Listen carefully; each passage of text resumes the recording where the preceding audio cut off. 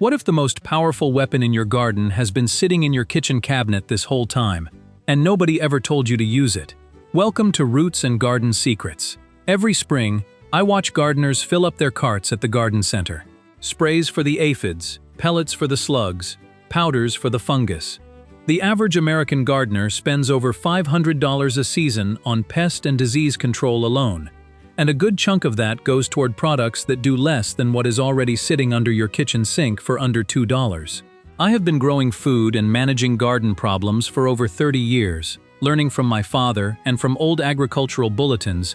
The United States Department of Agriculture stopped printing once the chemical companies found a more profitable way to solve the same problems. Today I am giving you 12 practical uses for plain borax that will change the way you think about your garden and your home. We will cover everything from wiping out entire ant colonies to saving your apple harvest with a single application most people have never heard of. The last one is going to stop you in your tracks. If this is your first time here, hit subscribe and ring the bell so you never miss what we share. Now let us get into it. Before I give you a single tip, I need to say something that most people skip over, and it is the reason some gardeners get great results with borax, while others accidentally damage their plants. Borax is a naturally occurring mineral salt, and natural does not mean unlimited. Too much of it will burn roots, sterilize a patch of soil for years, and set your garden back in ways that are hard to recover from. The line between helpful and harmful here is literally 1 spoon. For ant bait, you need 1 teaspoon. For fruit trees, 1 tablespoon dissolved in water. For soaking garden tools, half a cup in a full gallon. Those numbers are not approximate. And one more thing before we begin. Never sprinkle dry borax powder in a concentrated pile. It creates hot spots in the soil that burn roots on one side while the rest of the bed stays untreated. Always dissolve it first, always spread it evenly, and always measure. With that foundation in place, let us talk about what this mineral can actually do. The first use is the one that gets people the most excited, and for good reason. Borax is one of the most effective ant colony killers you will ever find, but it only works if you understand how it works. It does not kill on contact. That is actually the secret. When a worker ant finds your bait, it tastes the sweetness, carries the mixture back to the nest, and feeds it to the queen and the larvae. The entire colony collapses from the inside out, usually within 48 to 72 hours. The University of California Agriculture and Natural Resources program confirmed this in published research. But here is where most people go wrong. They make the bait too strong. If the concentration of borax is too high, the ants detect it and walk away. The ratio has to be precise. Mix 1 teaspoon of borax into 1 cup of warm water with 1 cup of sugar. Stir until completely clear. Soak a few cotton balls in the mixture and set them on a jar lid directly on the ant trail. And whatever you do, do not spray the scouts. Those are your delivery system. Let them carry it home. Once you have handled what is moving inside, let us step out to the garden and deal with what is moving on the ground at night. Slugs and snails are responsible for some of the most frustrating damage a gardener faces, because they do their work in the dark and disappear by morning.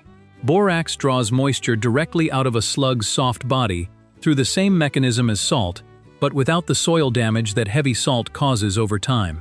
Sprinkle a thin, dry ring around the base of the plant, keep it about ½ an inch wide, and make sure it does not touch the stem or leaves.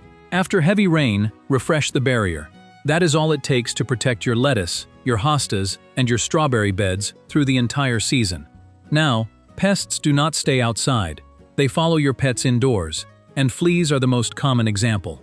If you have a dog or a cat with outdoor access, fleas are already in your carpet in the larval stage, where chemical sprays never reach.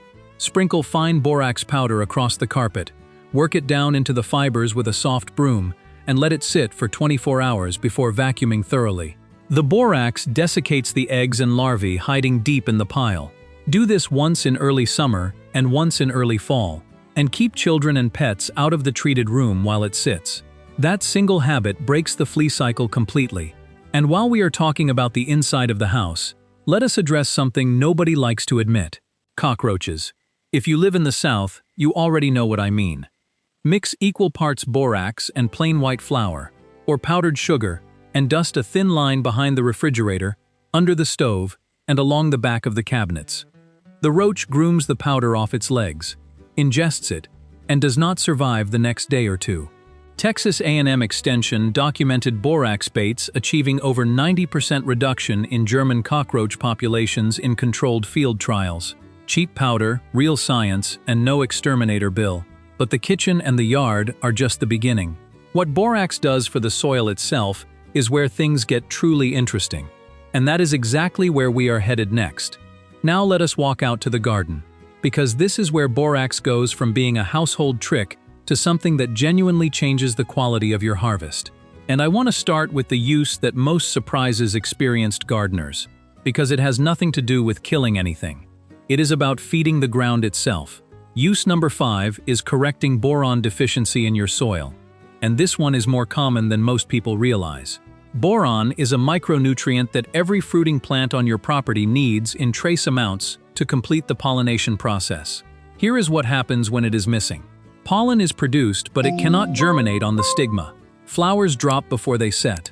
Fruit comes out misshapen, cracked, or fails to develop at all. A 2023 study published in Horticulture Research confirmed that boron deficiency reduces shoot weight in tomatoes by nearly 18% and root mass by over 34% in less than 2 weeks. The symptoms show up differently depending on what you are growing. Tomato stems turn short and brittle, and the growing tips die back. Cauliflower heads brown from the inside out. Cabbage develops hollow stems. Apple flesh develops hard brown patches you only discover when you cut the fruit open. Strawberries come out small and pale with almost no flavor. And here is the part most gardeners never connect. The soil may not actually be low in boron. It may simply be locked up. Sandy soils drain too fast and flush boron out with every rain. Over-liming pushes your pH above 7 and chemically binds the boron so roots cannot reach it. Drought slows the microbial activity that releases boron from organic matter, the soil's main natural source, and excess potassium competes directly with boron uptake. Michigan State University Extension and the USDA Farmers Bulletin No. 10750, published in 1935, both recommend the same correction. Dissolve 1 tablespoon of borax in 2 quarts of warm water and apply it evenly around the drip line of a mature fruit tree once every 3 years. Not every season, every 3 years. Never sprinkle dry borax in one spot, because you will create a toxic concentration in one area while the rest of the root zone stays deficient. From the soil, let us move to the structure around it, because the next problem destroys wood silently. Use number 6 is protecting timber from termites and carpenter ants. Borax does not repel them.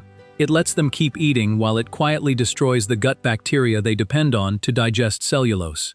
Without that bacteria, they starve inside their own tunnels. The commercial products sold for this purpose, like Timbor and Borate 45, run between $60 and $80 a gallon. Read the label, and you will find the active ingredient is the same compound you are holding in a $2 box. Dissolve 1 part borax in 8 parts hot water, and brush or spray it generously onto bare, unfinished wood. Fence posts, porch sills, barn beams, firewood stacked near the house.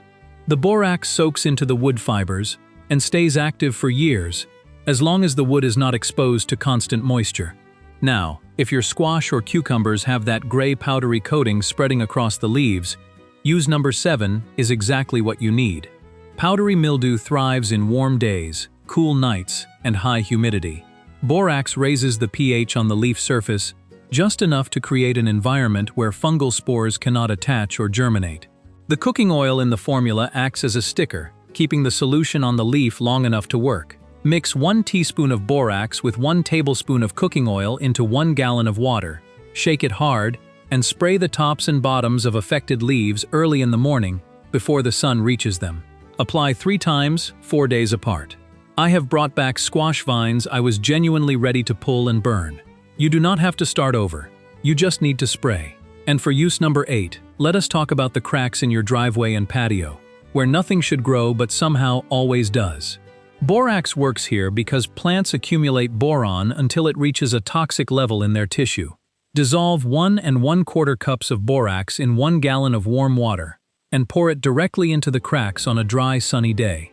The crabgrass, the dandelions, the creeping weeds are gone within a week, and they stay gone for the season.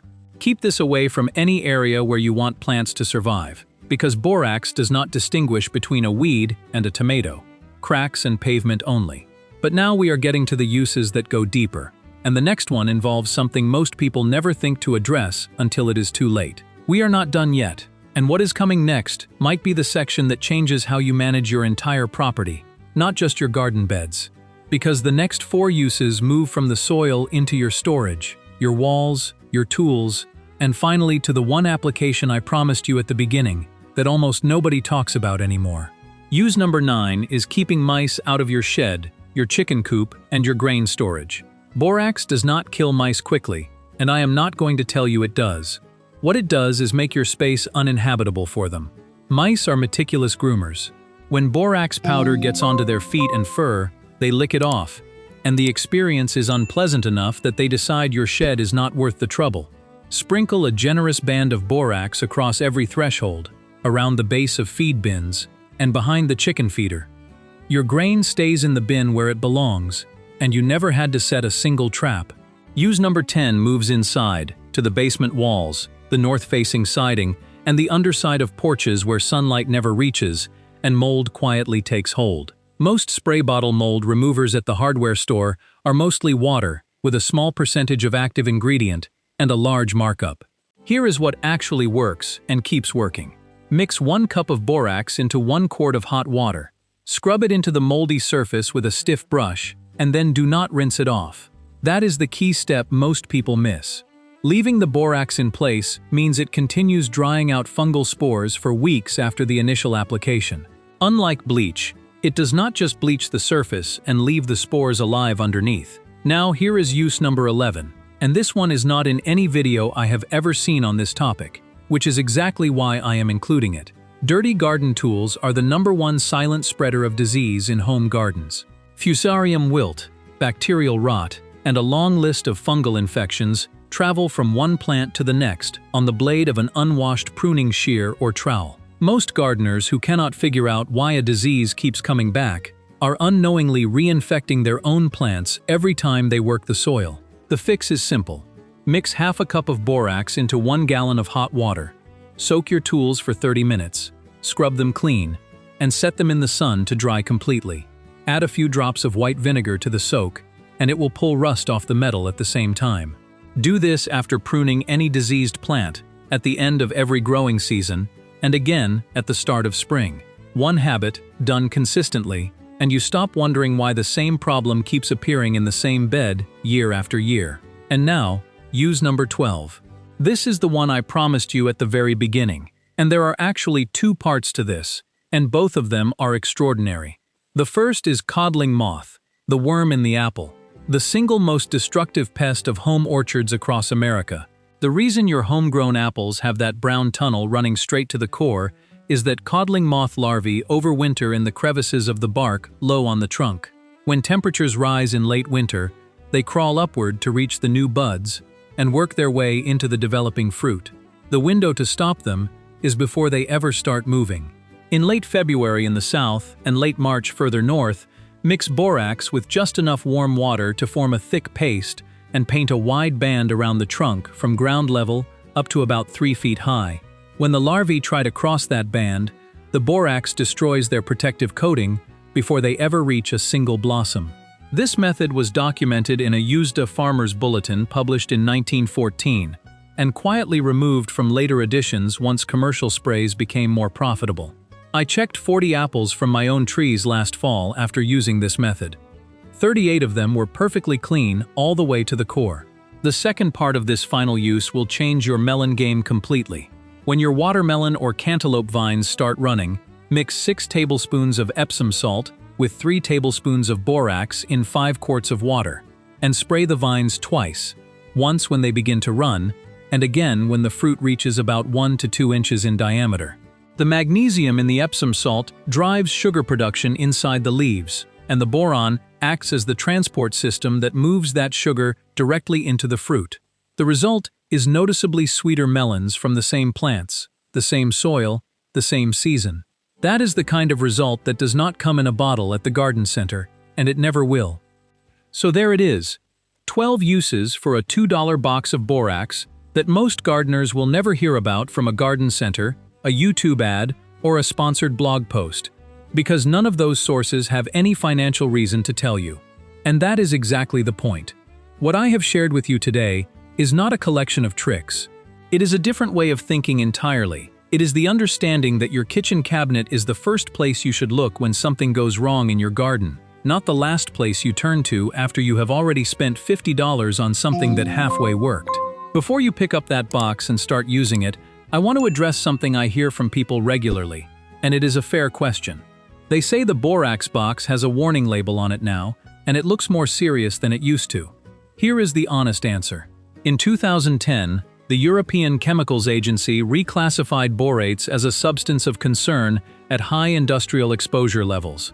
We are talking about people who work in mining operations, breathing concentrated dust for decades, not someone measuring out a teaspoon at the kitchen counter.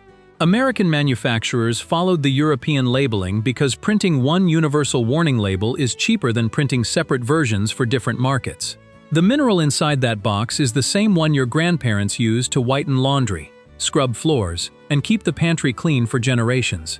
Read the label, respect the measurements I gave you, keep it away from children and pets the same way you would keep any cleaning product away from them, and you will be completely fine. Now I want to tell you something about a man named Raymond, a farmer from Lancaster County, Pennsylvania, who worked his land until he passed away at 91. Raymond told me once that the difference between a garden that genuinely feeds a family and a garden that just frustrates one comes down to about 6 decisions a year. When to plant, when to water deep, when to walk away and let the season do its work, when to pull what is not going to make it, and when to reach into the cabinet instead of reaching for the catalog. Raymond farmed for 58 growing seasons without spending $1 on commercial pest sprays. He fed his children, his grandchildren, and more than a few neighbors who showed up at the back door in August with empty baskets and hopeful looks. That is what I am trying to pass along to you on this channel. Not a product, not a shortcut. A way of seeing what you already have as enough to solve most of what your garden throws at you. If this video gave you something useful today, I would love to hear from you in the comments. Tell me what state you are gardening in and what problem you are fighting this season. Slugs, fire ants, squash borers, whatever it is, tell me. I read every comment and I answer as many as I can. And sometimes your question becomes the next video on this channel. If you are not subscribed yet, now is a good time. Hit that subscribe button and turn on notifications so you do not miss what is coming next. Because next time, I am going to show you what a single cup of plain wood ash from your fireplace does to one of the most stubborn weeds in the American lawn. There is one weed in particular that cannot survive it, and I think the answer is going to surprise you. I will see you in the next one.